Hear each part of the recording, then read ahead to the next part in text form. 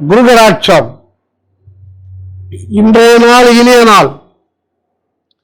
இன்றும் இனியது, என்றும் இனியது. இனிப்பும் கசப்பும் நமக்குள்ளதான் இருக்கு. அதாவது நாம இன்னைக்கு நல்லா இருக்கிறோம், நல்லா இருக்கிறோம், நல்லா இல்லை, நல்லா இல்லை. அப்ப எங்க இருந்து உற்பத்தி ஆகுது? மனதில இருந்து உற்பத்தி ஆகுது. அப்ப நம்ம வெற்றிக்கு காரணம் என்ன? மனமே வெற்றிக்கு காரணம். தோல்விக்கு காரணம் என்ன? மனமே தோல்விக்கு காரணம். நீ ஒரு உறுதியான எண்ணத்தோடு நம்ம வாழ்க்கையில் வெற்றி பெறுவோம் என்று நினைத்தால் வெற்றி. நாம் நம்மால எதிர்நீச்சல் போட முடியாது, தோல்விதான் அடைவோம் என்றால் தோல்வி. அப்ப எல்லாத்துக்கும் யார் காரணம்? எல்லாத்துக்கும் நீயே காரணம். உன் மனமே காரணம். உன் மனதை மகிழ்ச்சியாக வைத்துக் கொள்வதும் துயரமாக வைத்துக் கொள்வதும் நீயே. எப்போதுமே துயரத்தில் இருந்தா என்ன? உனக்குன்னு ஒரு சந்தோஷம் இல்லையா?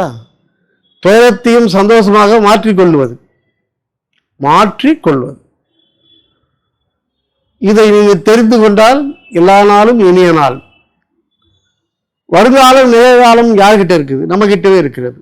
வருங்காலத்தை நோக்கி நாம் பயணிக்கும் போது எதிர்நீச்சல் போட்டு நம்ம பயணிக்க வேண்டும். நிகழ்காலங்களை திரும்பி பார்க்க கூடாது. துன்பங்கள் ஏற்பட்ட காலமாக இருக்கலாம், நன்மைகள் ஏற்பட்ட காலங்களாக இருக்கலாம். இனி வருங்காலங்களை நாம் நோக்கி பயணிக்க வேண்டும். நிகழ்ந்த காலம் நிகழ்ந்ததே. என்னுடைய அறிவுரை, நாம் எதிர்நீச்சல் போடுவது எல்லாத்திலுமே. அதாவது பிள்ளைகளை படிக்க வைக்கணும். படிக்க வைக்க முடியாதுன்னு நினைக்காத, படிக்க வைக்க முடியும், மனதான் வைக்கணும். அப்ப நீங்க என்ன செய்யணும்? தன் பிள்ளைகளை படிக்க வைக்கிறதுக்கு ஊக்கம் கொடுக்கணும். பிள்ளைகளுக்காக நாம கடை வாங்கினா பரவாயில்ல. நாம வீடு கட்டுறதுக்கு கடை வாங்கி அதை செலவுக்காக கடை வாங்கிறது, தேவையில்லாத கடை வாங்கி உறவினருக்கு செலவு செய்வது, கல்யாணத்துக்கு செலவு செய்வது, இதெல்லாம் தேவையில்லாதது. உறவினருக்கோ கல்யாணத்துக்கோ நாம் தேவையில்லாத அதிகமாக செலவு செய்வதை நிறுத்தி கொண்டு தன் பிள்ளைகள் முன்னோற்றத்துக்காக அவர்கள் வாழ்க்கை சிறப்பாக இருப்பதற்காக நாம நம்முடைய உழைப்பை அவர்களுக்கு நாம் செலுத்துமையானால் அது நல்லபடியாகவே அமையும்.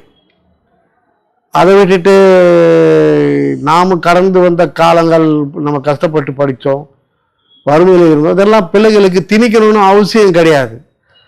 வறுமையும் திணிக்க வேணாம், முதுமையும் திணிக்க வேணாம். அவர்கள் ஆரோக்கியமாக இருந்தால் உங்களை அவர்கள் காப்பாற்றுவார்கள். உங்களை காப்பாற்றுறாங்களோ இல்லையோ, அவருக்கு குடும்பம் சிறப்பாக இருக்கும். யாரு என் பிள்ளை என்ன காப்பாற்றுறான்னு நான் பிறக்கலை, என் பிள்ளைய நான் காப்பாற்றுவேனும் அவனும் பிறக்கலை. ஆனால் செய்ய வேண்டிய கடமைகளை நாம் தாய் தந்தையாக இருந்து பிள்ளைகளுக்கு செய்வோம். நம் தாய் தந்தைகள் என்ன செய்தார்கள் என்பதை நாம் அறிவதை விட நாம் பிள்ளைகளுக்கு என்ன செய்ய வேண்டும் என்பதை அறிவதே சிறப்பு. ஆகையால் வாழ்க்கையில் முன்னேற்றம் அடைய நாம் பின்னோக்கி செல்ல வேண்டாம், வருங்காலங்களை முன்னோக்கி செல்வோம். வருங்காலங்களில் திட்டங்களை அமைத்து கொண்டு நம் வாழ்க்கையை முன்னேற்றி செல்வோம். வாழ்க்கை பயணம் என்பது சிறப்பு சிறப்பு சிறப்பு. அதே நேரத்தில் வாழ்ந்து கொண்டே இருந்து கொண்டு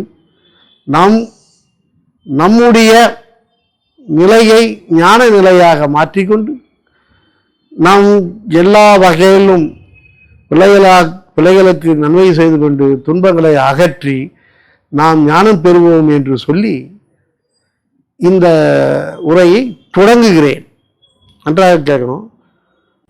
தேடுதல் எதுக்கு? மனிதன் ஒருவன் தான் தேடுகிறான், மிருகங்கள் தேடுவதில்லை. மிருகங்கள் அன்றாடம் உணவை தேடுகிறது, ஆனால் உண்ட பிறகு அவற்றை சேர்த்து வைப்பதில்லை. மனிதன் தான் வாழ்க்கையை தேடுகிறான், வாழ்ந்து கொண்டிருக்கும் நிலையை தேடுகிறான். தன் அத்தியாவசியத்துக்கு அதிகமாக தன் சேவைக்கு அதிகமாக பொருளோ எல்லாத்தையும் சேர்த்து வைக்கிறான். மிருகங்கள் சேர்த்து வைப்பதில்லை. அன்றாடம் உண்ணுகின்றது, அன்றாடம் உறவுகின்றது. அவற்றுக்கு அறிவு அவ்வளவுதான். மனிதன் ஒருவனால் தான் சிரிக்க முடியும், பேச முடியும், அழ முடியும். துக்கங்களை அனைத்தையும் அனுசரித்து வாழ்க்கையை வாழ முடியும். நாம் இப்பிறப்பு எடுத்தது மனிதர்களாக பிறப்பெடுத்தது நாம் புண்ணியம் செய்தோம். கூன் குருடு செவிடு இல்லாமல் நாம் பிறந்தது அரியது. இந்த அரியதான இந்த பிறப்பை நாம் என்ன செய்ய வேண்டும்? இறைவனை நாடு, இறையை தேடு, இறைவனோடு ஊன்றி இறைவனோடு கலக்க முயற்சி செய். எத்தனையோ உங்களுக்கு தியான பயிற்சிகள் சொல்லி கொடுத்திருக்கிறேன். இனி சொல்வதற்கு ஏதும் இல்லை. அறிவுரைகள் ஒன்றே உங்களுக்கு தேவை. இப்பயணம் தொடரட்டும். சிற்றுரை இத்தோடு நிறைவு செய்கிறேன். சத்குரு.